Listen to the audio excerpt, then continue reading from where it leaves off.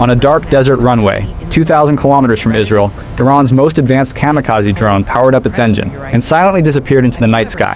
It didn't fly high. It flew dangerously low, skimming just above the ocean surface, completely invisible to the radar systems waiting above it. Inside Israel's defense control room, operators stared at their radar screens and saw absolutely nothing. The threat was already inside the country. Then it happened. A massive explosion ripped through Ben Gurion Airport's fuel storage depot, sending a giant fireball hundreds of meters into the sky. That fuel depot was not a random target. It was the exact facility that refuels Israel's fighter jets and keeps the Israeli Air Force operational every single day. This was not an accident, and this was not a random strike. Iran had this airport on a list, and they were working through that list one target at a time. The weapon Iran used was the Arash 2, a drone so advanced, so precisely engineered that Iran's own military named it the Israel-hitting drone from the very beginning. Ben Gurion is not just a passenger airport. Over 90% of Israel's entire international trade passes through this single facility. Shut it down, and Israel suffocates economically.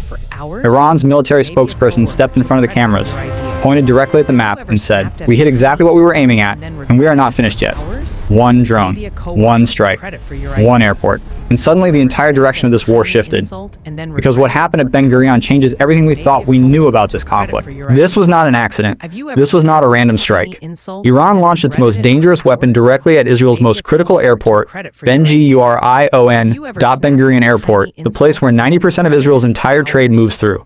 Shut it down and Israel's economy collapses within days. The Arash 2 warhead weighs 150 kilograms, 3 times heavier than any Iranian kamikaze drone that came before it. Its confirmed range is 2,000 kilometers, making it the longest-range kamikaze drone in operational use anywhere on Earth right now. It flies low enough to completely slip under conventional radar coverage, and Israel's detection systems struggle to see it coming. Defense analysts are no longer calling this a swarm drone. They are calling it a low-cost cruise missile, and that distinction changes everything. Iran gave this drone its official name before it was even tested. They called it the Israel-hitting drone. That name tells you everything about how long Iran has been planning this. Even when Iron Dome successfully intercepts incoming threats, the debris from those interceptions is raining down inside the airport and destroying aircraft on the tarmac.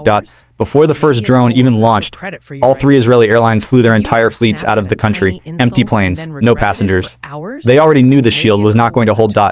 Every time Iran fires a $20,000 drone and Israel shoots it down with a $100,000 missile, Iran wins that exchange financially. At scale, this becomes an attrition war nobody in Tel Aviv can afford. Iran has launched over 500 missiles and 2,000 drones since February 28. Experts estimate 10% successfully penetrated Israeli defenses. That is 200 drones reaching their targets, and nobody is telling you where they landed. Retired Brigadier General Ron Koshav, former commander of Israel's air defense, publicly admitted there is currently no ultimate defensive solution against these small drones. The United States pulled THAAD missile defense batteries from South Korea and sent them to the Middle East. When you strip defense assets from one ally to protect another, you are admitting the current inventory cannot keep up. On March 1st, an Iranian missile struck a synagogue shelter in Beit Shemesh, killing 9 Israeli civilians. 2 interceptors were launched. Both failed. The sirens did not sound in time. The drone campaign and the nuclear standoff are not 2 separate stories. They are 2 fronts of the same war, and both are escalating at the same time.